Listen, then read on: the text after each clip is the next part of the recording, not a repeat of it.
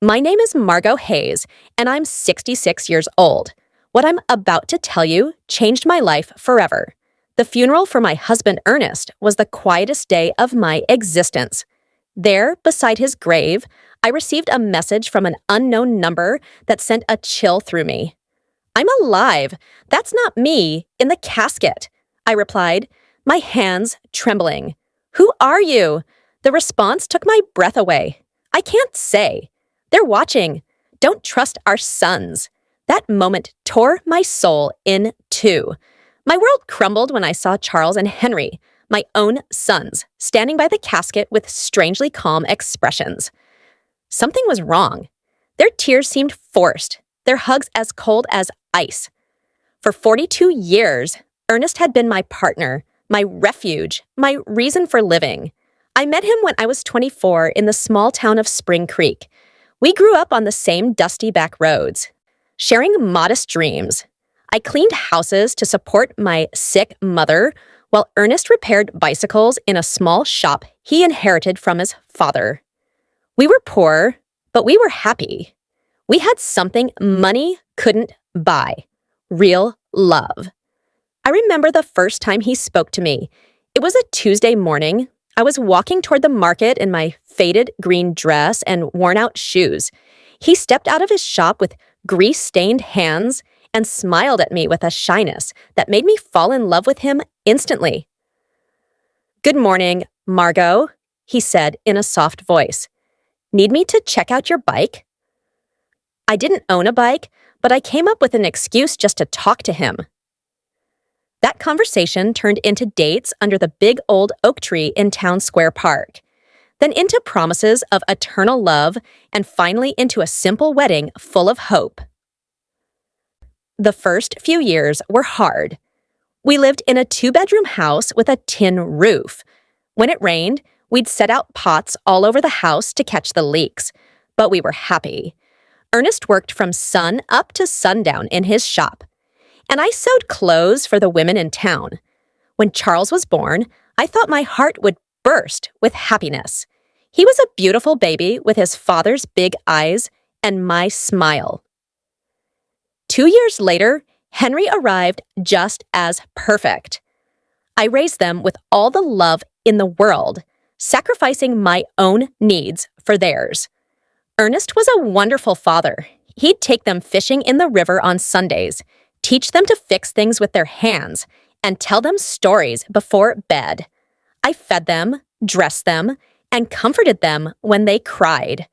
We were a close family, or so I believed. As they grew up, things started to change. Charles, the oldest, was always ambitious. From a young age, he'd ask why we lived so modestly, why we didn't have a car like other families. Henry followed his lead in everything, as he always had. When Charles turned 18, Ernest offered him a job at the shop, but he rejected it with contempt. "I don't want to get my hands dirty like you, Dad. I'm going to be someone important." Those words hurt Ernest deeply, though he never said it to me. I'd see him sitting on the porch at night, staring at the stars with a look of sadness. His son had rejected not only his work, but his entire way of life. The years passed, and to my surprise, Charles managed to make a name for himself in the business world. He got a job at a real estate company in the city. Henry followed soon after. They both started making money, far more than Ernest and I had ever seen. At first, I was so proud. My sons had achieved what we never could, escaping poverty and building a better life. But little by little, that joy turned into sadness. Visits became less frequent, and phone calls grew shorter. When they did come, they arrived in expensive cars, dressed in fancy suits, talking about investments and properties. They'd look at us with a strange mix of pity and shame. "Mom," Charles said to me during one of their sporadic visits, "you and Dad should move somewhere better. This house is falling apart." He was right. But that house held all our memories. It was where we'd raised our sons, where we'd shared thousands of meals, where we'd grown old together. It wasn't fancy, but it was our home. Ernest, always wise, would tell me, Marat, money has changed our boys. We aren't enough for them anymore. I resisted believing it. I kept justifying their absences, their brief calls, their broken promises. They're busy building their lives. I'd tell myself someday they'll be the loving boys we raised again.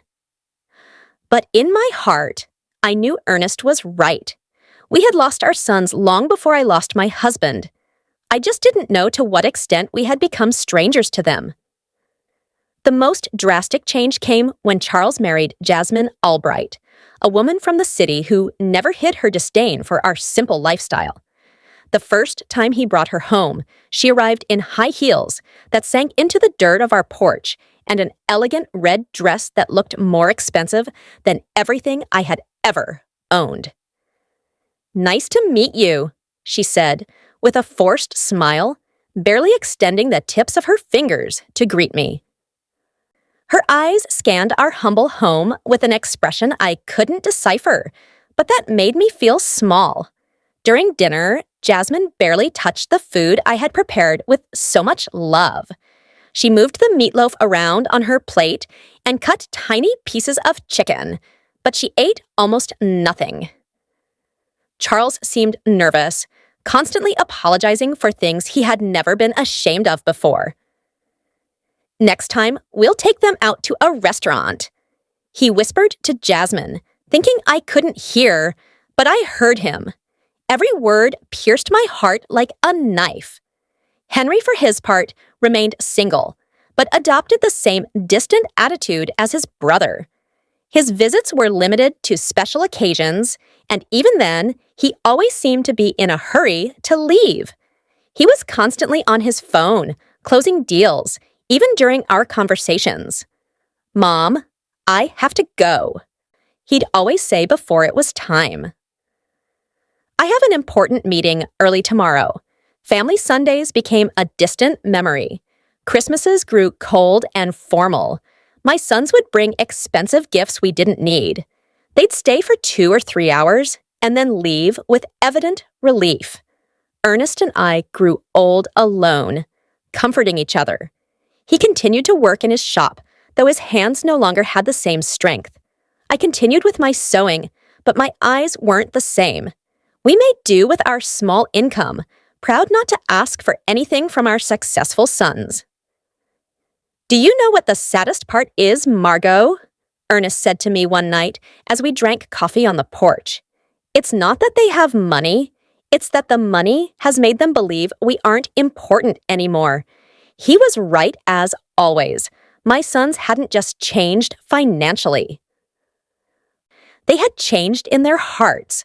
We were no longer their beloved parents. We were an uncomfortable reminder of a past they wanted to forget.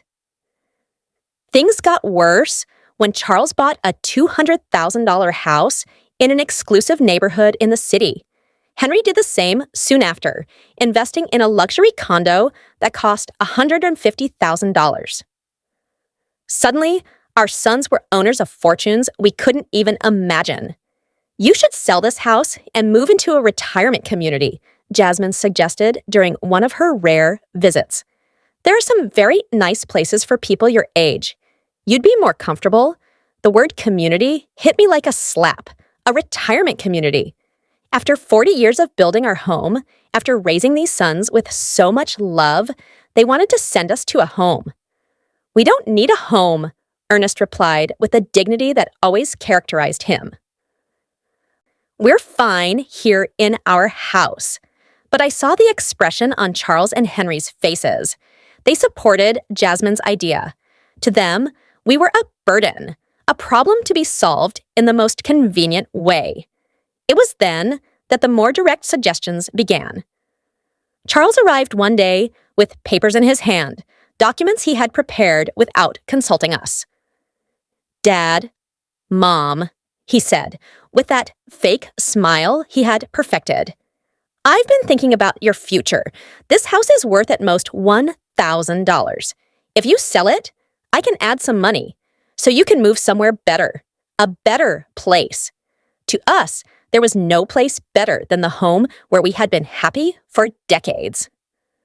But Charles didn't understand that. For him, everything came down to numbers, to monetary value. Besides, he continued, I think Dad should retire from the shop. He's already 70 years old. It's time to rest. Ernest looked at him with infinite sadness. Son, working isn't a burden for me. It's what keeps me alive, what gives meaning to my days. But you could get hurt, Henry insisted, backing up his brother, as he always did. At your age, an accident would be very dangerous. Their words sounded caring, but I sensed something more behind them, an impatience, an urgency I couldn't fully grasp. The following months were tense. My sons increased the pressure for us to sell the house. They brought real estate agents without telling us. They had it appraised without our permission. They even began to talk about what would be best for everyone. Look, Charles said to us during one particularly uncomfortable dinner, Jasmine and I have decided to have kids soon. We'll need help with the expenses. If you sell the house and move to a smaller place, that money could be an early inheritance. An early inheritance? He was asking for our inheritance while we were still alive. The audacity of the request left me speechless. Nest remained calm, but I saw his jaw tense. Son, when your mother and I die, everything we have will be yours. But while we're alive, our decisions are our own. Don't be stubborn. Henry cut in with a harshness I had never seen from him before. You're old now. You can't keep living in the past. That night, after they left, Ernest and I stayed up talking until dawn. For the first time in our marriage, we discussed the possibility that our sons were not the people we thought we had raised. Something's wrong, Margot, my husband said to me with a look of worry I had never seen in his eyes. This isn't just ambition or impatience. There's something darker behind all this pressure. I had no idea how profoundly correct his words were. I couldn't imagine that my own sons were planning something that would change our lives forever. I didn't know that the tragedy that was coming wouldn't be an accident of fate, but a conspiracy carefully orchestrated by the two people I trusted most in the world. The last normal conversation I had with Charles was 3 weeks before Ernest's death. He came alone without Jasmine and looked more serious than usual. Mom, he said, sitting at the kitchen table where he had eaten breakfast so many times as a boy. I want you to know that no matter what happens, Henry and I will always take care of you. His words soothed me at the time, but now remembering them beside Ernest's grave, they send a shiver down my spine. Why did he say no matter what happens? What did he know that I didn't? The accident that changed everything happened on a Tuesday morning. Ernest had left early for the shop, as he had done every day for more than 40 years. I was in the kitchen preparing his favorite lunch, meatloaf, and mashed potatoes, when the phone rang with an urgency that sent a chill through me. Mrs. Hayes, a voice I didn't know, asked, I'm calling from Memorial Hospital. Your husband has been in a serious accident. You need to come immediately. The words blurred in my mind like ink and water. The world stopped. My legs turned to jelly, and I had to grab the doorframe to keep from falling. What happened? Is he okay? Is he alive? Is he in the ICU? Ma'am, please come as soon as possible. The trip to the hospital was a hazy nightmare. My neighbor, Doris, had to drive me because I was shaking so much I couldn't even hold the keys. The whole way there, my mind refused to process what was happening. Ernest was careful, meticulous in his work. How could this have happened? When we got to the hospital, Charles and Henry were already there. That surprised me because no one had notified them yet, at least not me. But in my desperation, I didn't pay attention to that detail. "Mom," Charles said, hugging me with a force that seemed genuine. "Dad is in bad shape. The doctors say one of the machines at the shop exploded. He has severe burns and a traumatic brain injury." Henry's eyes were red, but something in his expression felt off. He seemed more nervous than sad, like someone waiting for important news rather than someone suffering for his father. "Can we see him?" I asked, desperate. "Only immediate family, one at a time, and for 5 minutes max," the nurse explained. When I entered that ICU room, my heart sank. Ernest was hooked up to a dozen machines with bandages covering most of his face and arms. I barely recognized him. His breathing was labored, artificial, kept going by machines that beeped constantly. I walked up to his bed and took his hand, the only part of his body that seemed intact. "Ernest, my love, I'm here. Everything is going to be all right. You're going to recover just like you always do." For a moment, I felt a slight squeeze in my hand. His eyes moved behind his closed lids. He was fighting. My warrior was fighting to get back to me. The next 3 days were the longest of my life. I practically lived at the hospital, sleeping in the uncomfortable chairs in the waiting room. Charles and Henry took turns accompanying me, but they always seemed more interested in talking to the doctors than in comforting their father. I overheard fragmented conversations that I couldn't fully understand at the time. Henry asked about medical insurance, about the cost of treatment. Charles was on the phone talking about life insurance policies and beneficiaries. "Mom," Charles said to me on the second day, "we reviewed Dad's insurance. He has a life insurance policy for $50,000. There's also a workers' comp policy that could cover up to $75,000 more." Why was he talking to me about money when Ernest was still fighting for his life? Why was he worried about insurance instead of his father's recovery? "I don't care about the money," I responded harshly. "I just want your dad to get better." "Of course, Mom," he said, but I saw something in his eyes that I didn't like. A coldness, a calculator working while his father lay dying.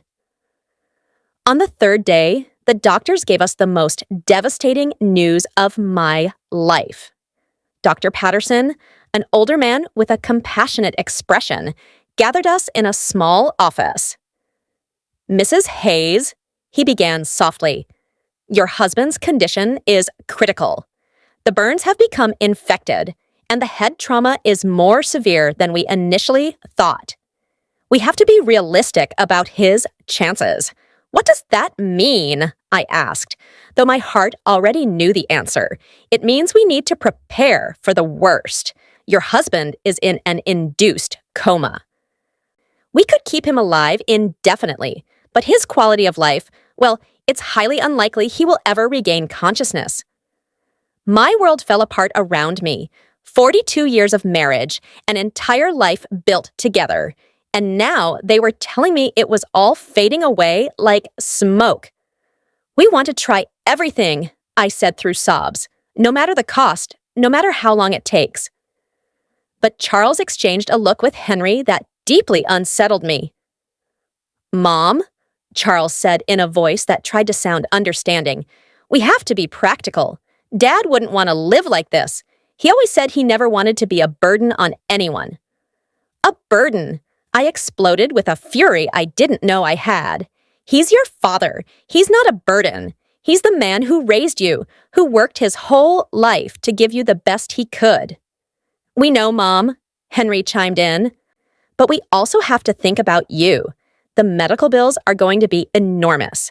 They could wipe out all your savings. Again, money. Always money. My husband was dying and they were calculating costs."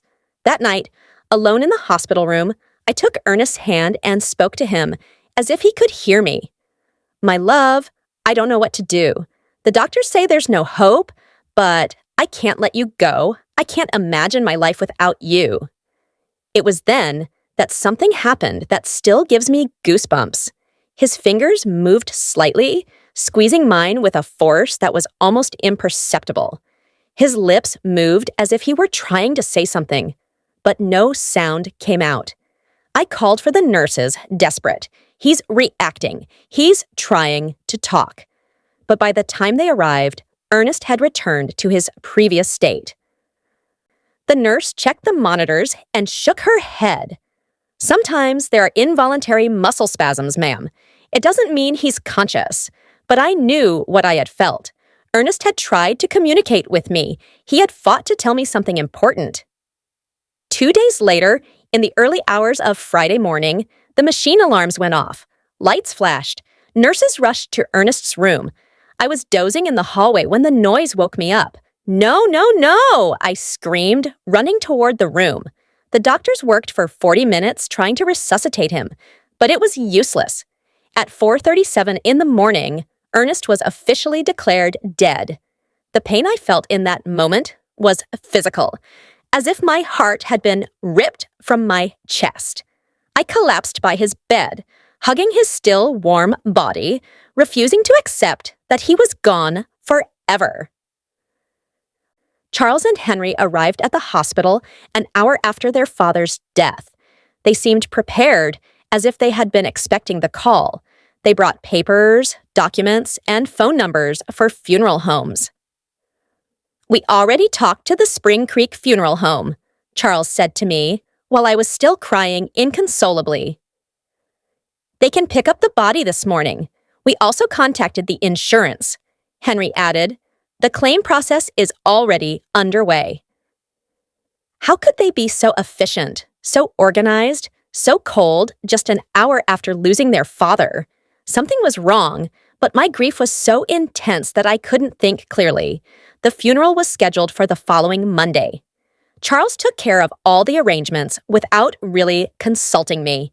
He chose the simplest casket, the shortest service, as if he wanted to get it all over with as quickly as possible. "It's what Dad would have wanted," he said, when I complained about not being included in the decisions. Something simple without a fuss. But Ernest deserved better than this indecent rush to bury him and forget. The day of the funeral arrived, cloudy and cold, as if the sky itself were crying for Ernest. I wore my only